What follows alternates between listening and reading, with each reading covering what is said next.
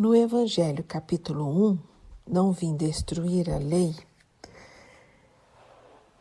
no parágrafo 9, é uma mensagem de um espírito israelita em Mulhouse, em 1861.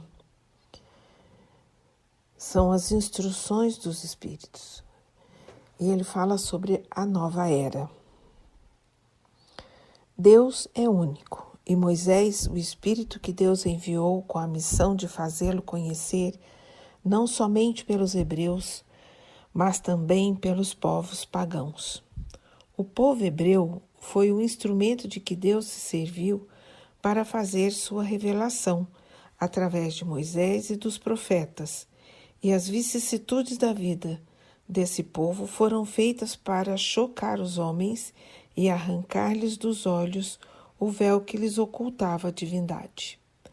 Os mandamentos de Deus, dados por Moisés, fazem o germe da mais ampla moral cristã. Os comentários da Bíblia reduziam-lhes o sentido, porque postos em ação em toda a sua pureza, não seriam então compreendidos.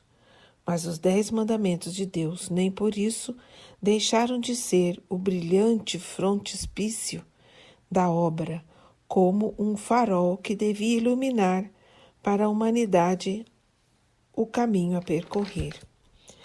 A moral ensinada por Moisés era apropriada ao estado de adiantamento em que se encontravam os povos chamados à regeneração.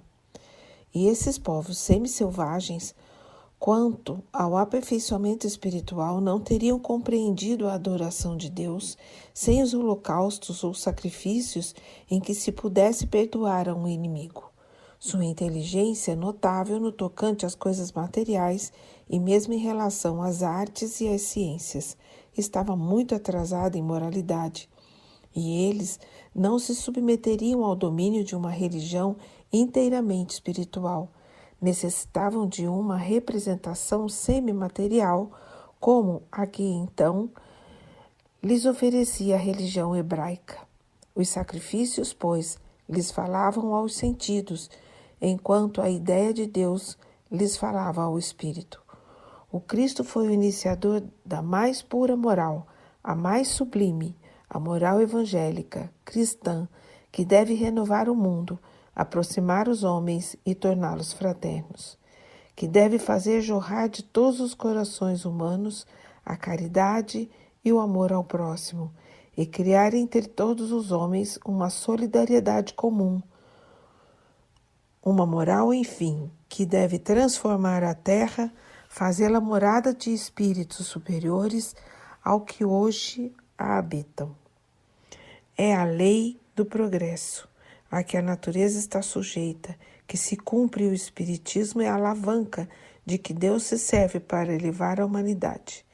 São chegados os tempos em que as ideias morais devem desenvolver-se para que se realizem os progressos que estão nos desígnios de Deus. Elas devem seguir o mesmo roteiro que as ideias de liberdade seguiram, como suas precursoras. Mas não se pense que esse desenvolvimento se fará sem lutas. Não, porque elas necessitam, para chegar ao amadurecimento, de agitações e discussões, a fim de atraírem a atenção das massas. Uma vez despertada a atenção, a beleza e a santidade da moral, tocarão os espíritos e eles se dedicarão a uma ciência que lhes traz a chave da vida futura e lhes abre a porta da felicidade eterna. Foi Moisés quem abriu o caminho. Jesus continuou a obra e o Espiritismo a concluirá. Graças a Deus.